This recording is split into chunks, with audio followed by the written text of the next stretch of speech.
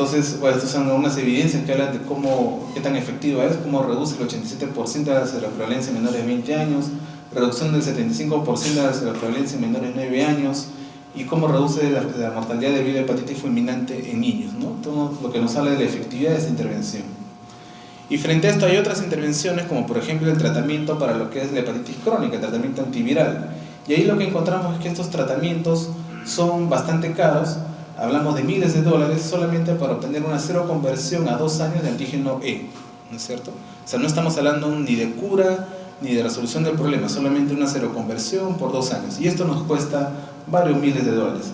Si comparamos esta intervención con la intervención de la vacuna, obviamente es fácil decidir que lo mejor es implementar una vacuna contra la hepatitis B en recién nacidos, ¿no? Entonces ya tengo claro cuál es la intervención efectiva. Entonces la segunda pregunta, o la tercera pregunta vendría a ser, ¿cómo adapto o traduzco esto en una intervención efectiva, ¿no? ¿Cómo es que debe ser implementada la intervención? O sea, ya identifiqué que hay un problema, identifiqué cuál es la intervención más efectiva, pero me pregunto ahora, ¿y ahora cómo lo implemento? Porque la mayoría de estas intervenciones que están publicadas en la literatura científica se están desarrolladas en contextos diferentes a los nuestros, y además en contextos controlados, en el marco de un ensayo clínico en el cual contamos con todos los recursos necesarios para hacerlo. Pero en la práctica, en la vida real, hay una brecha enorme entre lo que es eficacia de ensayos clínicos y lo que es la efectividad sobre el terreno, aparte de que nuestro sistema de salud y las preferencias de nuestras poblaciones son diferentes a las poblaciones sobre las cuales se han hecho estos estudios. Entonces, ¿cómo lo implemento? Y ahí viene un problema serio, ¿no? Que es la contextualización. Y UNICEF, por ejemplo, tomó esta iniciativa contra la hepatitis B y evaluó cómo implementarlo, ¿no? Y para ello contrató en lo que es la comunidad de Skandosh y Shapra, que era la comunidad, digamos en este caso Problema, una comunidad alejada que estaba en camino a la extinción por la alta prevalencia de hepatitis B crónica. Lo que tuvo que hacer fue contar con un numeroso personal de enfermería y técnico de enfermería que se dedicaban única y exclusivamente a vigilar a las gestantes y esperar el momento del nacimiento para poder vacunarla al recién nacido en las primeras 24 horas para protegerlo efectivamente contra la hepatitis B. Obviamente esa estrategia tenía un costo, ¿no? Y aparte tenían otras consideraciones de cómo adaptarse a la población para que aceptaran a este personal de salud y a su vez aceptaran recibir la vacuna, ¿no? Y estos costos son importantes. O sea, vacunar a un niño en una población urbana cuesta aproximadamente $1, considerando los costos de la vacuna más los costos del personal. Pero estos costos en una comunidad indígena como la de los Skandosh y Shapra cuesta $35, ¿no? Hay una enorme diferencia entre un costo y otro, pero aún así todavía sigue siendo costo efectivo. Y eso ha tenido resultados. O sea, en esta comunidad Skandosh y Shapra, hace un par de años el INS hizo un estudio y observó que en una población de 3.000 habitantes solamente se encontró un 2% de portadores crónicos de hepatitis B, perdón, ¿no? O sea, de una altísima prevalencia que existía hasta hace unos años, ahora solamente la prevalencia se ha reducido a solamente un 2%. Y es más, en los menores de 5 años, todos se encontraban con anticuerpos protectores contra la hepatitis B y ninguno tenía antecedente serológico de haberse infectado por este virus, ¿no?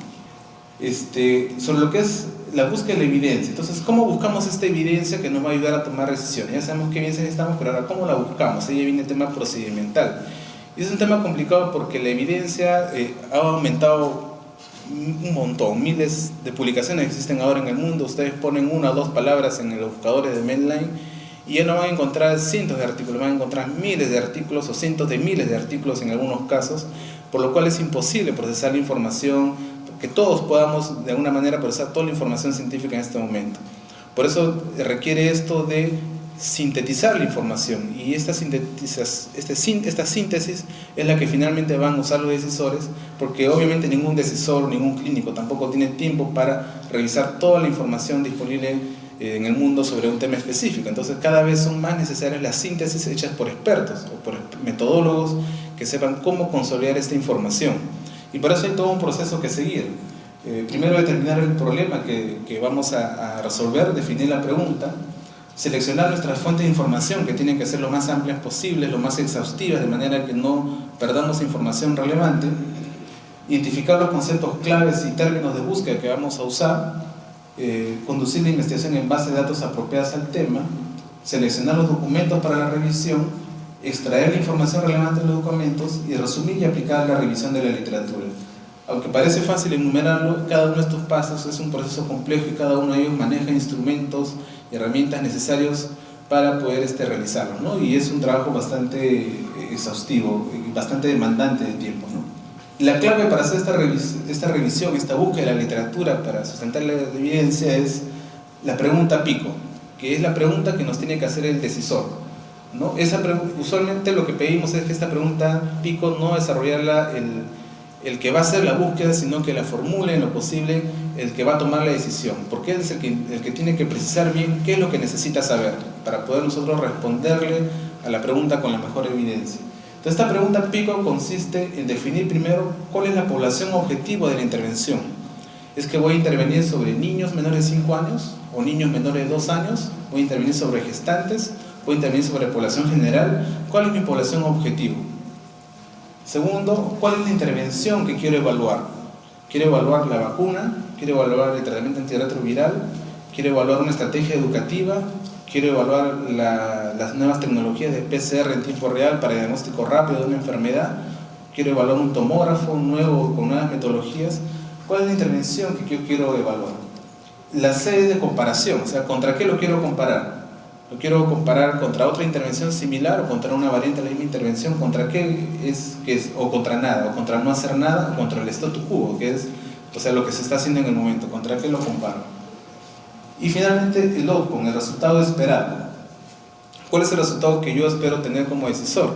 Reducir mortalidad, reducir incidencia, evitar muertes, años de vida ganados. ¿Qué es el resultado que yo estoy esperando obtener con esta intervención? Entonces, con la construcción de este pico es que recién podemos tener bien pensada una búsqueda de la literatura científica, ¿no?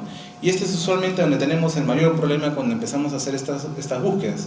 Siempre tratamos de trabajar con los decisores en salud pública, pero hay que discutir bastante, aterrizar bastante las ideas para poder finalmente definir esta pregunta pico.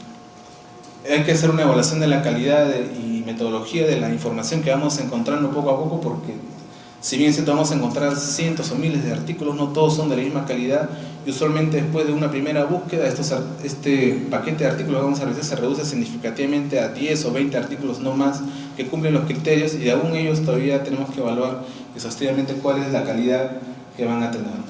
Esta es una pirámide de la evidencia que nos muestra cuál es la fuerza para atribuir causalidad o un efecto esperado de los diferentes diseños de estudios de investigación.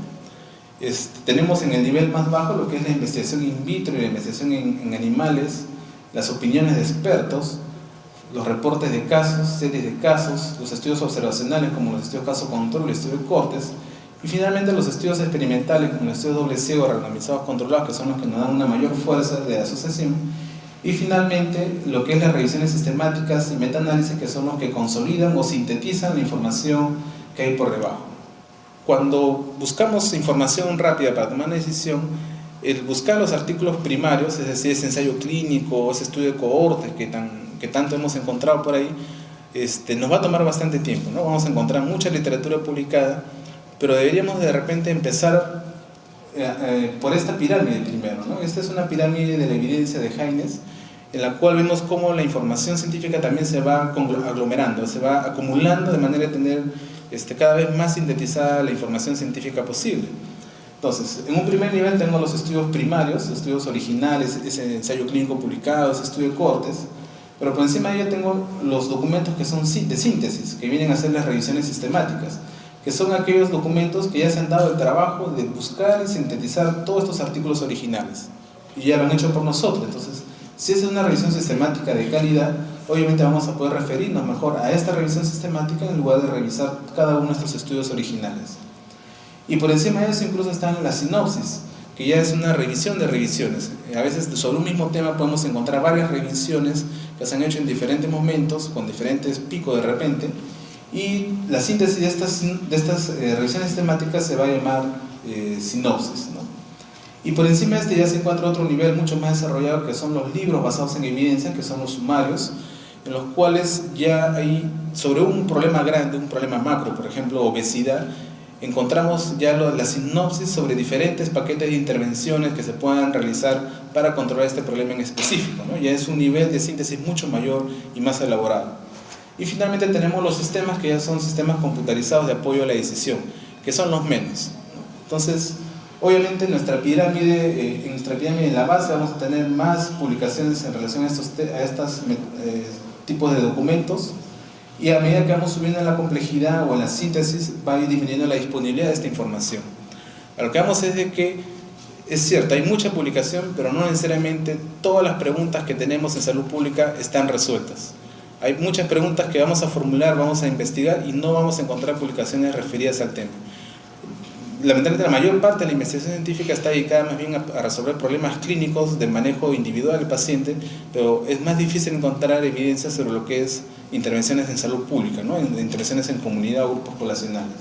Esos son los 4 niveles de evidencia que utiliza la escala GRADE. Ahora hay una intención por parte del OMS y en general por todos aquellos que desarrollan guías o recomendaciones de políticas o de intervenciones, el de cada recomendación que emitan tiene que estar sustentada en la evidencia, incluso calificada la fuerza de esta evidencia, ¿no? La calidad de esta evidencia. Y para eso la mayoría ya están usando la escala GRADE, que es una escala muy sofisticada para poder calificar todos estos documentos técnicos, y podemos calificar el nivel de evidencia como de alta calidad, moderada calidad, baja o muy baja.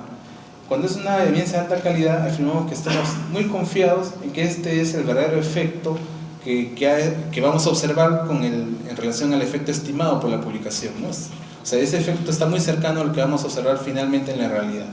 Pero cuando tenemos evidencias moderadas o bajas, tenemos una probabilidad mayor de que el efecto que finalmente observemos no sea exactamente el mismo que hemos observado en estas publicaciones, ¿de acuerdo?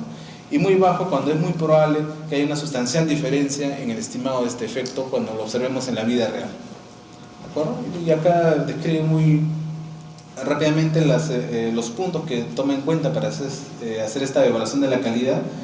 No es la idea ahora revisar esto con detalle, solamente mostrarles que es un sistema bastante exhaustivo para evaluar la calidad de la evidencia, ¿no? Y los últimos documentos de OMS que ustedes van a encontrar utilizan ya esta escala de GRADE para hacer cada una de estas recomendaciones. Hace poco revisábamos las recomendaciones de OMS sobre el manejo de tuberculosis multidroga resistente, y un solo lineamiento de política de 2 líneas tiene todo un cuerpo de evidencia que lo sustenta, con varias citas ahí, y cada una de ellas evaluando la calidad de la evidencia utilizando esta escala GRADE, ¿no? Entonces, cada vez las recomendaciones que están siendo hechas están más fuertemente evaluadas, ¿no?